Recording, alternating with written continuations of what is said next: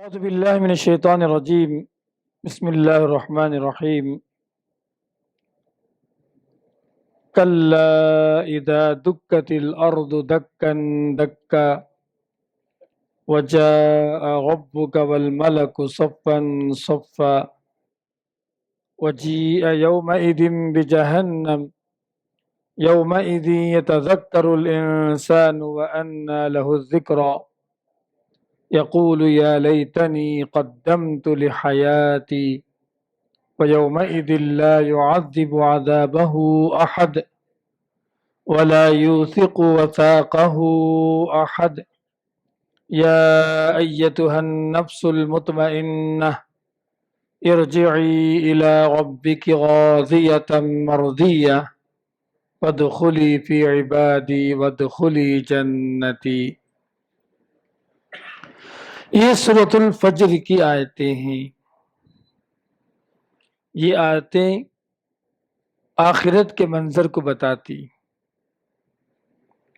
اللہ تعالیٰ نے ان آیات میں جب قیامت قائم ہوگی کیا ہوگا، بندہ کن باتوں پر پچھتائے گا، کن باتوں کو سوچ سوچ کر افسوس کرے گا، ندامت کرے گا، اظہار کرے گا، تمنا کرے گا کاش کہ میں یہ کر لیا ہوتا، کاش کہ میں وہ کر لیا ہوتا.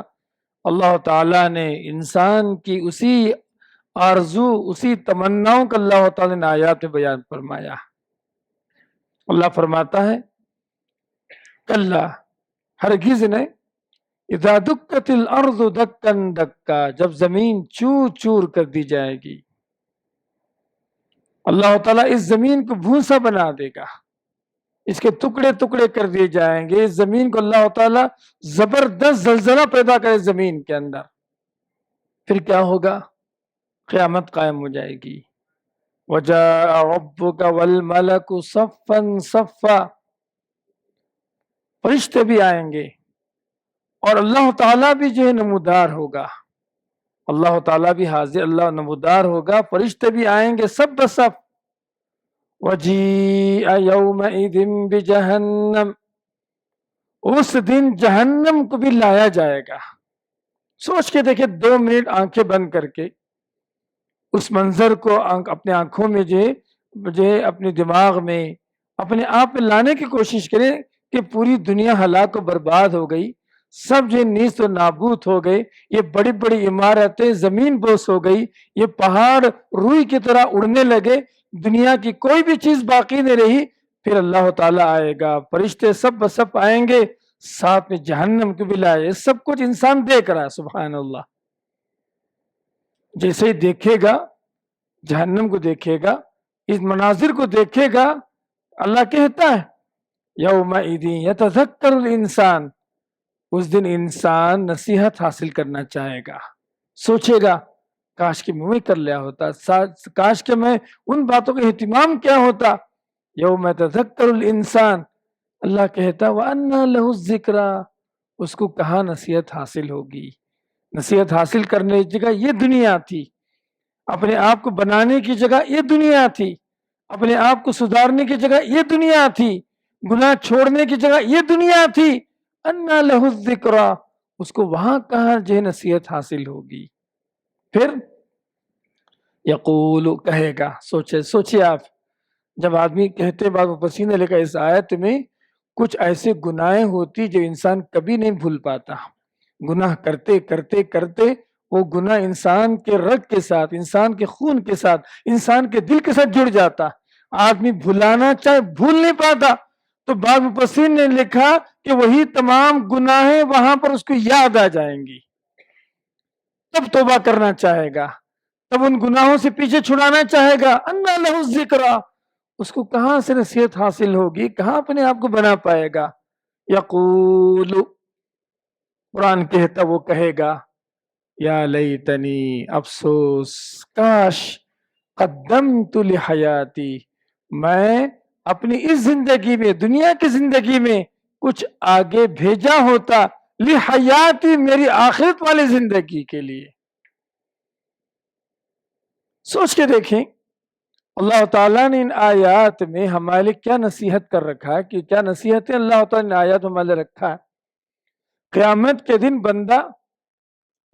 دن بندہ یہ افسوس کرے گا، کاش کہ میں اس آخرت کے لیے اس زندگی کے اندر نیک اعمال بنایا ہوتا، نمازیں پڑھی ہوتی، علم سیکھا ہوتا، قرآن کی تلاوت میں نے کی ہوتی، صدقہ و خیرات کیا ہوتا، بھلے کام کیا ہوتا، اچھے کاموں میں حصہ لیا ہوتا، درس میں بیٹھا ہوتا، جمعے کے خطبے کی صحیح تیاری کرتا۔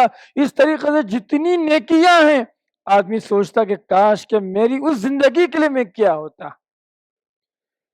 اس آیت میں دو تین نصیحتیں ہیں۔ پہلی نصیحت کیا ہے؟ پہلی نصیحت یہ کہ جو زندگی میں ہم رہ رہے نا، یہ ہماری حقیقی زندگی نہیں ہے، یہ پرماننٹ لائف نہیں ہے ہماری۔ جو زندگی سے ہم گزر رہے ہیں اس میں انعام بھی اللہ تعالیٰ کا، اس میں آزمائشیں بھی اللہ تعالیٰ کی طرف سے۔ اسی طریقے سے اللہ تعالیٰ نے بڑھاپا رکھا ہے، بیماریاں رکھا ہے اسی زندگی کے اندر۔ یہ تمام مرحلوں سے ہم کو گزر کر آخرت والی زندگی میں جانا پڑے گا۔ اللہ نے کہا کہ دیکھیے اب پڑھیے آپ، یقول یا لیتنی، بندہ کہے گا کہ کاش کہ میں نیکیاں بھیجا ہوتا اس دنیا کے اندر، اس زندگی کے اندر۔ اس کے لیے لی حیاتی، میری آخرت والی زندگی کے لیے۔ تو اس آیت کی دوسری نصیحت یہ ہم سب کے لیے، اس زندگی کو غنیمت جانیں، اس لائف کو جو ہے پروفیٹیبل بنائیں، اس لائف کو ایک اپارچونٹی سمجھے آخرت والی زندگی کی کامیابی کے لیے۔ جو اس زندگی کو خراب کر دے، جو اس زندگی کو ضائع کر دے، جو اس زندگی کے اندر اپنے آپ کو جو بیکار کاموں میں لگائے رکھے گا، یقین رکھیے کہ اس کی کیفیت یہی ہوگی، کہے گا یقول یا لیتنی قدمت لحیاتی۔ آخرت میں حشر کے میدان میں رب العالمین کے سامنے افسوس کرے گا، ندامت کرے گا، روئے گا، گڑ گڑائے گا، عاجزی کرے گا۔ اب جو کہے گا کاش کہ میں اس دنیا کے اندر آخرت کی تیاری کے لیے کچھ کیا ہوتا۔ تیسری نصیحت کا اس آیت میں ہمیں توجہ دینا ہے آخرت کی تیاری کے لیے، آخرت کی تیاری کی طرف توجہ دینا۔ اگر ہم آخرت کی طرف توجہ نہیں دیں گے، یہ دنیا کی ساری نعمتیں ہمیں گمراہ کر دیں گی، ہمیں خراب کر دیں گی، ہمیں برباد کر دیں گی، ہمیں کہیں کا رہنے نہیں دیں گے آپ کو۔ اللہ کے رسول صلی اللہ علیہ وسلم نے ارشاد فرمایا تھا، کہا تھا اللہ کے رسول صلی اللہ علیہ وسلم نے، تم دنیا میں ایک اجنبی کی طرح رہو، ایک مسافر کی طرح رہو۔ محدثین نے لکھا اس حدیث رسول میں اللہ کے رسول صلی اللہ علیہ وسلم نے یہ تربیت فرمائی، جس طریقے سے ایک مسافر آدمی اپنا تمام ساز و سامان، ضروری سامان سوٹ کیس میں رکھ کر تیار رہتا ہے، کب اس ملک کو چھوڑنا ہے، کب اس گاؤں کو چھوڑنا ہے، کب اس ہوٹل کو چھوڑنا ہے، تیار رہتا نکل جاتا۔ اسی طریقے سے آدمی کو تیار رہنا چاہیے آخرت میں جانے کے لیے، نماز سے بھرا ہوا سوٹ کیس لے کر، عبادتوں سے بھرا ہوا سوٹ کیس لے کر، اچھے اعمال سے بھرا ہوا سوٹ کیس لے کر تیار رکھیں، کب موت کا فرشتہ آئے گا اور کھٹکھٹائے گا ہمارے گھر اور جو ہمیں لے جائے گا آسمان کے پاس، اللہ رب العالمین کے پاس۔ تو آخرت کی تیاری کا حکم اللہ تعالیٰ نے ان آیات میں دیا۔ ان آیات سے پہلے اللہ تعالیٰ نے سورہ فجر کی آیت اگر آپ پڑھیں گے، آپ ان آیتوں سے پہلے اللہ تعالیٰ نے 4 برائیوں کا تذکرہ فرمایا ان آیات سے پہلے۔ یہ قیامت کی بات ہو رہی نا ان آیات میں، ان آیات سے پہلی والے آیتوں میں دیکھیں آپ 4 برائیوں کا اللہ نے ذکر فرمایا۔ کیا 4 برائیاں؟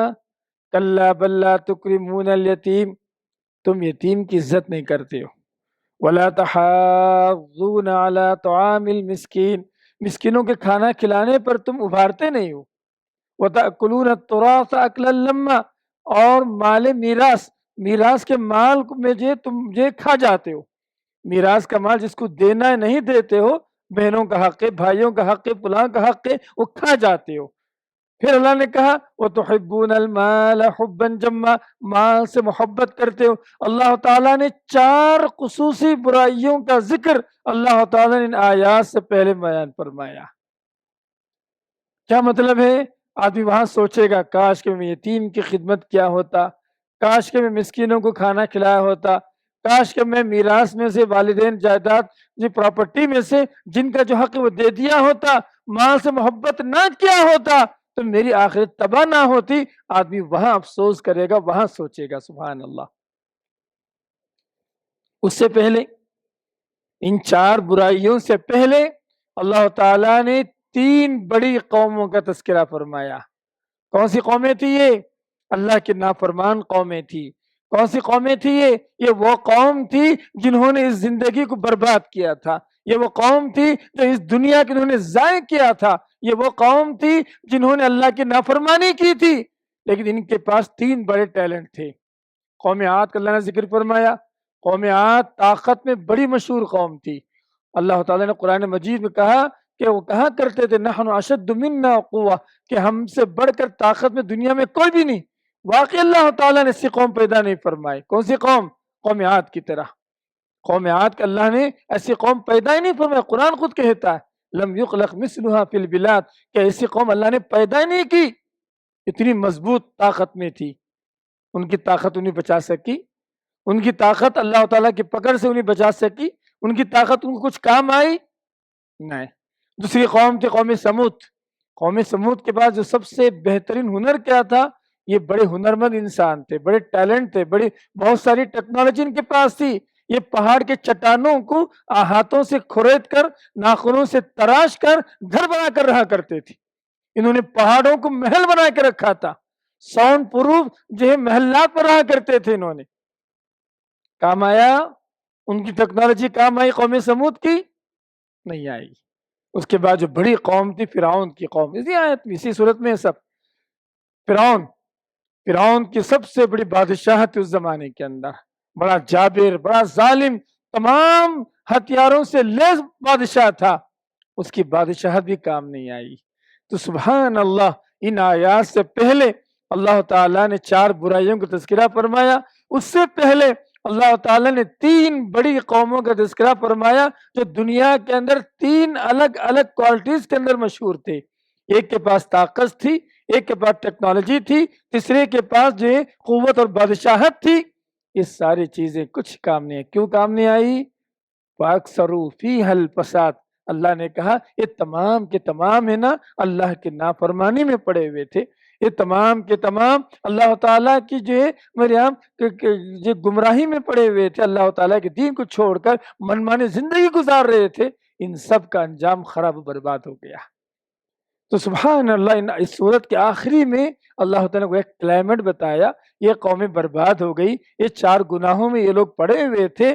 اللہ تعالیٰ نے قیامت کا منظر ذکر فرمایا اور وہاں پر افسوس کرے گا کاش کہ اپنی قوت کا صحیح استعمال کیا ہوتا, کاش کہ میری اپنی بادشاہت کا میں صحیح استعمال کیا ہوتا, کاش کہ میری طاقت کا میں صحیح استعمال کیا ہوتا, اس زندگی کو غنیمت جانا ہوتا. قدمت لحیاتی. بتائیں آپ وہاں افسوس کرنے کا کیا فائدہ؟ جب چڑیا چگ گئی کھیت, اب پچھتائے کیا ہوت. جب چڑیا چگ گئی کھیت, کسان تھا, اس نے جو اناج ڈالے تھے, گیہوں اور جو چاول کے اناج اگائے تھے, فصل تیار ہو گئی تھی, مگر آپ سارے انار نظر آ رہے تھے, لیکن سستی کر رہا تھا, کاہلی کر رہا تھا, دیکھ بھال میں نگرانی نہیں کر رہا تھا. اچانک اوپر سے جو چڑیوں کا جو ایک بڑا جھنڈ گزرا, بہت سارے پرندے اوپر سے گزرے, انہوں نے دیکھا کہ سارا کھیت تیار ہے, راتوں رات سب چٹ کر گئے. صبح آ کے کہتا ہے کاش کہ میں جاگ لیا ہوتا, کاش کہ میں جو 1 دن پہلے اس کو کاٹ لیا ہوتا, کاش کہ میں فلاں فلاں کام کر لیا ہوتا. اب پچھتائے کیا ہوت. جب چڑیا چگ گئی کھیت, یہی معاملہ آخرت آنے سے پہلے دنیا میں اگر آپ پچھتا لیں. رمضان شروع ہو گیا, بہت ساری سستیاں ہو گئی ان 11 مہینوں کے اندر. نمازوں میں سستی ہو گئی, با جماعت نماز کی پابندی میں سستی ہو گئی, قرآن کی تلاوت میں جو سستی ہو گئی, صدقہ خیرات میں ہم پیچھے ہو گئے, خیر کے کام میں بہت پیچھے ہو گئے. رمضان میں مسجدوں کے ساتھ بڑا تعلق تھا, اس سے رمضان میں اس 11 مہینوں کے اندر ہمارے تعلقات ختم ہو گئے. اتنی ساری نعمتیں ہماری زندگی سے چھن گئی. اب رمضان آ گیا, اب کیا کرنا؟ اب افسوس کرنا. اب جو 11 مہینوں کے اندر ہم نہیں رہیں گے. جو ہماری اچھی عادتیں تھی, عبادتیں تھی, بندگیاں تھی, یہ سب اب پچھتانے کا وقت. قیامت کا دن پچھتانے کا دن نہیں, حشر کا میدان پچھتانے کا دن نہیں. آج ہم پچھتائیں. یہی مقصد بتانے کے لیے میں نے آیات کا انتخاب کیا. ہمیں کرنا کیا رمضان کے اندر؟ پچھتائیں بیٹھ کر. کتنی نعمتیں چھوٹ گئی, کتنے جو ہے ثواب کے کام چھوٹ گئے, کتنے اچھے اچھے کام ہماری زندگی سے ختم ہو گئے. ہم دنیا دار بن گئے. ماشاءاللہ رمضان میں مسجد سے بڑی محبت تھی, مسجد کے ہر چیز پر ہماری نظر تھی. اب کیا ہو گیا ہے؟ یہ ساری خوبیاں, یہ ساری اچھائیاں ہماری زندگی سے غائب ہو گئی, نیکیاں غائب ہو گئی. وہی آخر میں کہے گا قدمت لحیاتی, کاش کہ میں کچھ وقت نکال کر میری آخرت کے لیے میں تیار کر لیتا. نماز کے ذریعے, روزہ کے ذریعے, توبہ کے ذریعے, استغفار کے ذریعے, اللہ تعالیٰ کی قرآن کی تلاوت کے ذریعے, کلام اللہ کے ذریعے. سبحان اللہ. اس کے بعد اللہ تعالیٰ نے دو اور باتیں بیان فرمائی سورت کے آخر میں. پہلی بات کیا ہے؟ اللہ نے کہا کہ جب گنہگاروں کو اللہ پکڑے گا نا, جب عذاب دے گا, کہ اللہ کے عذاب دینے کی طرح کوئی عذاب نہیں دے سکتا. قوم فرعون پر جو عذاب آیا, قوم سمود پر جو عذاب آیا, قوم عاد پر جو عذاب آیا, اللہ نے جو پکڑی, یقین رکھیے دنیا کے اندر ایسا عذاب, ایسی پکڑ, ایسا جو سرزنش کوئی نہیں دے سکتا. قرآن کہتا, اللہ کہتا فَيَوْمَئِذٍ, اس دن لا يعذب عذابه احد, اس کے عذاب دینے کی طرح, اللہ تعالیٰ کے پکڑنے کی طرح کوئی پکڑ نہیں سکتا, عذاب دے نہیں سکتا. ولا یوثق وثاقه احد, اللہ تعالیٰ کے باندھنے کی طرح کوئی اور باندھ نہیں سکتا. آخر میں اللہ تعالیٰ نے یا ایھا النفس المطمئنہ, اے نفس مطمئنہ. علامہ ابن قیم رحمہ اللہ نے لکھا کہ نفس مطمئنہ وہ نفس ہے جو اعمال صالحہ کے ذریعے سے اس کو سکون حاصل ہو گیا. نیک اعمال کرنے کی وجہ سے اس نفس کے اندر ایک سکون. کیوں؟ یاد رکھیں آپ, جب گناہ کرتا ہے نا, آدمی کے دل سے سکون نکل جاتا ہے, آدمی بے قرار رہتا ہے, بے چین رہتا ہے, سمجھ رہے آپ, بڑا مضطرب رہتا ہے. وہ سکون, وہ راحت, وہ خوشی, وہ تمام چیزیں ختم ہو جاتی گناہوں کی وجہ سے. جو آدمی نیک اعمال کرتا رہا, اچھے اعمال کرتا رہا, اللہ تعالیٰ کی جو ہے اللہ سے امید باندھ کے رکھا, نیک اعمال کرنے کے بعد اس میں جو اطمینان حاصل ہوا, یا ایھا النفس المطمئنہ, فرشتے کہیں گے اے نفس مطمئنہ, اعمال صالحہ کے ذریعے سے اطمینان حاصل ہونے والے نفس, ارجعی الی ربک. یہ موت کے وقت کی بات ہے, جب روح نکالی جا رہی ہوگی تو اس وقت فرشتے کہیں گے ارجعی الی ربک, تو اپنے رب کے پاس واپس لوٹ جا. کیسے لوٹنا؟ راضیۃ مرضیہ, اللہ تجھ سے خوش ہو اور تو اللہ سے راضی ہو, اس کیفیت کے ساتھ تو لوٹنا. جب اللہ تعالیٰ, غور کر کے دیکھیں, جب یہ دنیا کے اندر موت کے وقت میرے آپ جس کی خوشخبری مل جائے, وہ آسمان پہ روحیں جائیں گی, اللہ تعالیٰ کہے گا, کیا کہے گا؟ فادخلی فی عبادی, اے روح تو میرے نیک بندوں میں شامل ہو جا. وادخلی جنتی, اور تو میری جنت میں داخل ہو جا. اللہ تعالیٰ جو ہے اس روح کے لیے خوشخبری سنائے گا.